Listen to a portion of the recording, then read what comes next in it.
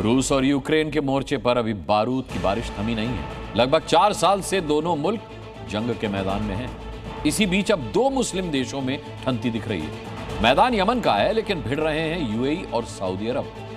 आखिर क्यों और किस बात को लेकर दोनों मुस्लिम देश बाहें चढ़ाए हुए हैं? ऐसा क्या हो गया कि बारूद बरसाने की नौबत आती दिख रही है? ये रिपोर्ट देखिए। हूतियों के मुल्क यमन में बड़ी घबराहट, 2 मुस्लिम देशों में महायुद्ध की आहट।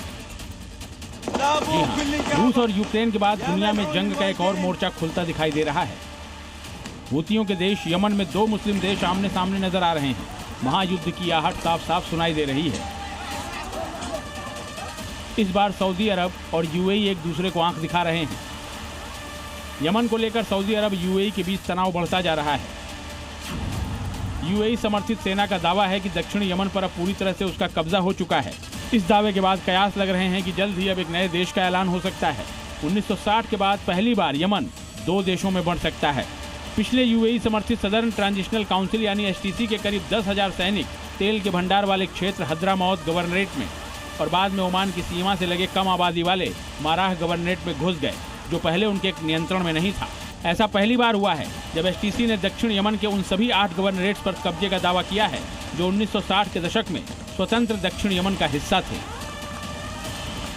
इस घटना के बाद पूरी संभावना है कि बहुत जल्द दक्षिण यमन आज़ादी का ऐलान कर दे, जो सऊदी अरब के लिए बहुत बड़ा झटका होगा, जबकि यूएई के लिए बहुत बड़ी डिप्लोमेटिक जीत। सऊदी अरब के लिए यह घटना पैरों तले जमीन खिसकने जैसी है। सऊदी अरब ने अब दक्षिणी राजधानी अदन में प्रेसिडेंशियल पैलेस और एयरपोर्ट से भी अपने सैनिकों को वापस बुला लिया है।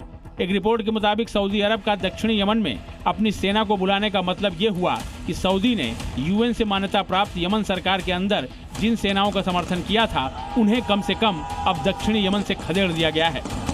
यहाँ ये जानना भी जरूरी है कि आखिर यमन में सऊदी और यूएई आमने सामने नजर क्यों आ रहे हैं। दरअसल हद्रामौत केवल एक प्रांत नहीं बल्कि यमन का सबसे बड़ा और सबसे संसाधन समृद्ध इलाका है। तेल, खनिज और 450 किलोमीटर लंबी समुद्री तटरेखा इसे दोनों खाड़ी देशों के लिए बेहद महत्वपूर्ण बनाती है। यूएई की रणनीति दक्षिण यमन को अलग राष्ट्र के रूप में पुनर्स्थापित कर उसे अपने प्रभाव क्षेत्र में बदलने की है। अदन सहित दक्षिण के बड़े हिस्सों पर पहले से ही उसका नियंत्रण है और अब वो हद्रामौत को मुक्त कराने के नारे के साथ तेजी से आगे बढ़ रही है। दूसरी ओर सऊदी अरब के लिए हद्रामौत भू राजनीतिक सुरक्षा का सवाल है। यह इलाका उसकी सीमा से जुड़ा है और सऊदी नहीं चाहता कि यूएई यहाँ एक अलग सत्ता संरचना स्थापित कर पूरे दक्षिणी यमन की राजनीति को अबू धाबी के प्रभाव में सौंप दे। यही वजह है कि यमन में सऊदी और यूएई आमने सामने खड़े नजर आ रहे हैं और एक और महायुद्ध करवट लेता दिखाई दे रहा है। ब्यूरो रिपोर्ट, जी मीडिया।